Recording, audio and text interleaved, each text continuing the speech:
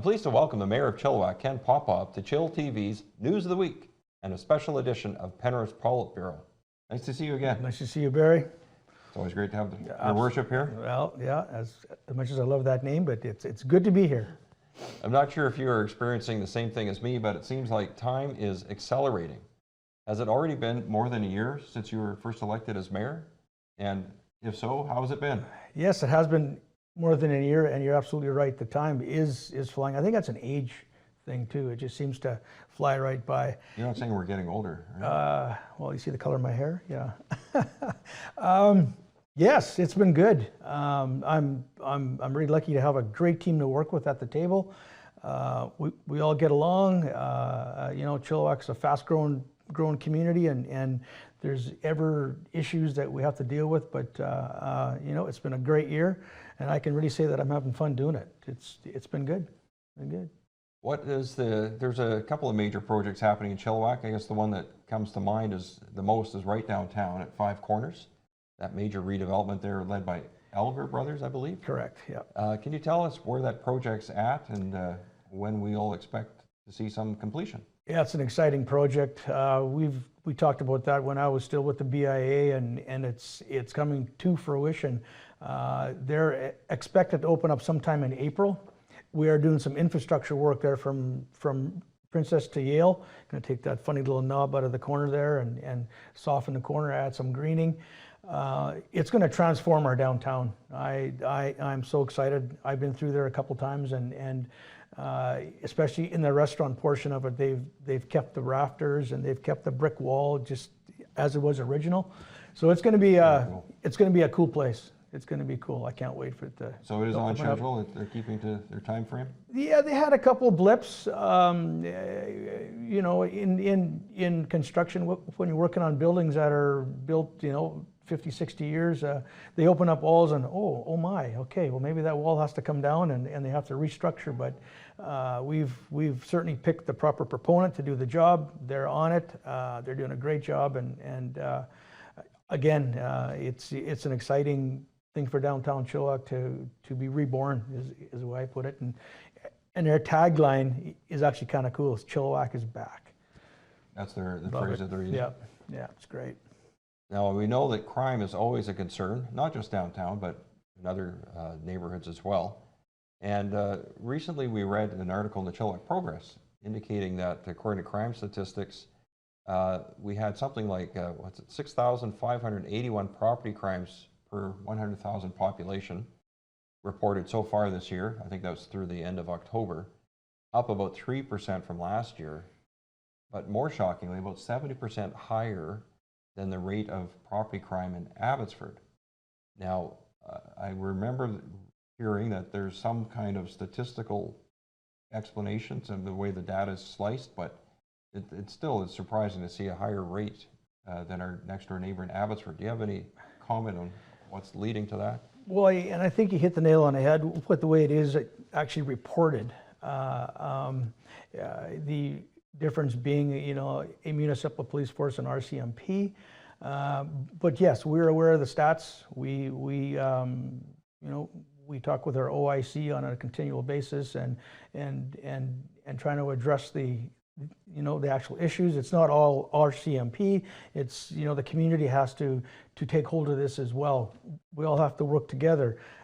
We've created an integrated safety task team, which you're a part of, and we're really trying to drill down on the issues that are in front of us.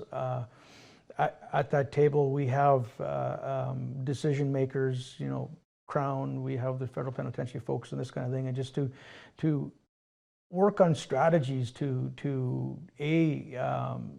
find out exactly where this originates from, if it's coming from the addictions mental health side of the house, or if it's just these folks are moving from Chilliwack and Abbotsford, which is real, but it is an issue.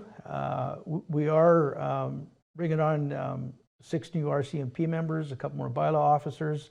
That's part of the proposed new budget. Yes, we are, and 4 of those will be committed to our downtown area. So we'll have 2 teams of 2, and to be on bikes, to be on foot, and then you know, when the weather turns, you know, to be in cars, but just to be out there. Perception is a big thing, and these Mounties will be on the streets.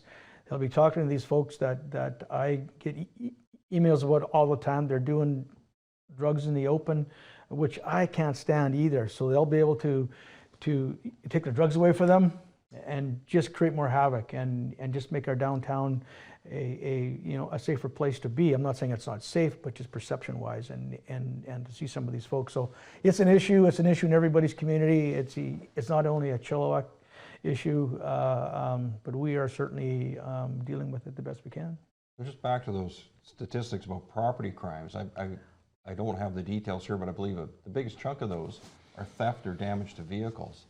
And you mentioned there's more that we can all do, and I think residents can also help themselves by not leaving valuables in their car, and where possible, don't leave your car out on the street. If you have the option of a garage attached to your house or underground parking, use that. I remember from my time at ICBC, the statistics are dramatic.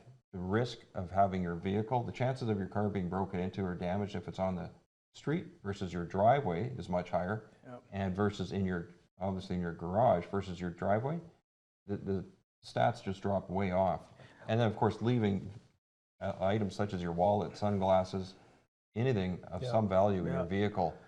If as residents we make that extra effort not to do that, I think we can help as well. 100%, and the stats actually show that the theft from and cars are down. They are trending down, and I can relate that to strictly communication and talking to people, just like what you said. You know, you can't leave your laptop on the passenger seat of the car. It's a crime of opportunity. It's going to be gone. You can't be in your backyard gardening and leave your garage door open.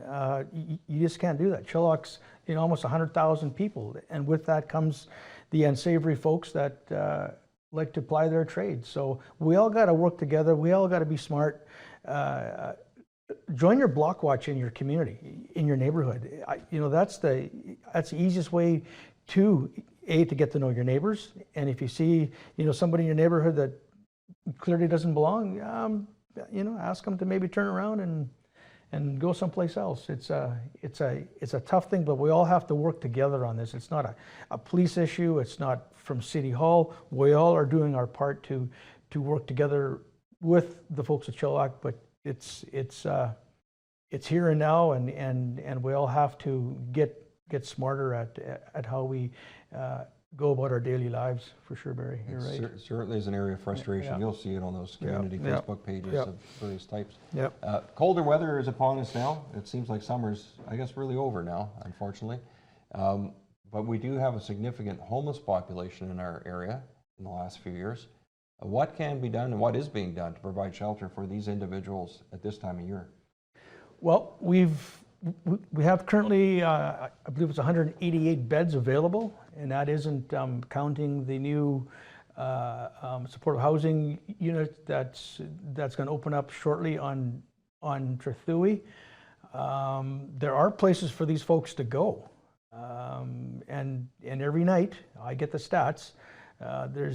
There's typically 20, 30 beds available, and it's these folks that are hard to house. They refuse to go anywhere because there's rules. So despite the fact there's these beds available, some of them are still opting to sleep on the sidewalk. They refuse to go.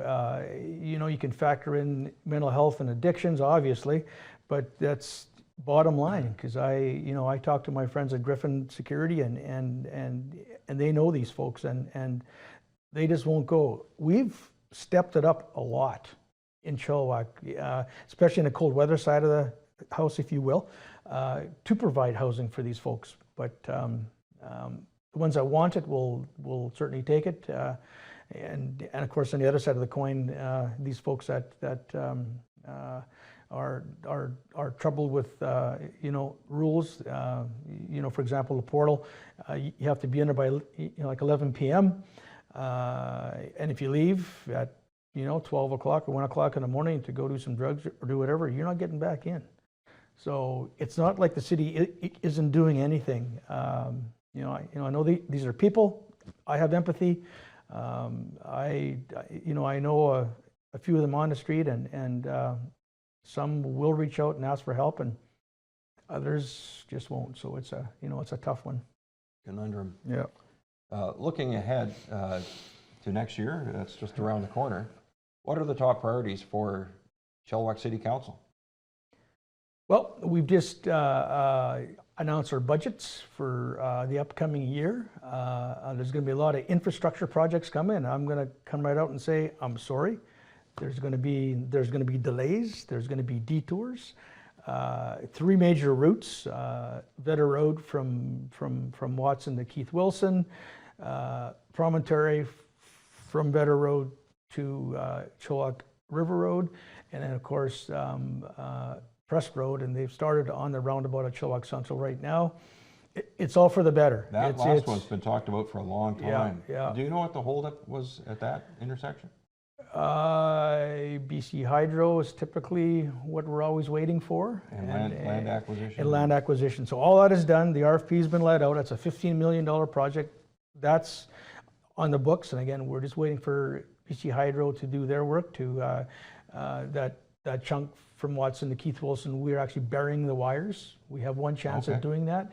It's about a $2 million touch, but I think it's going to look spectacular and get rid of all those wires. But again, we're waiting. Better crossing, Yep, basically. absolutely.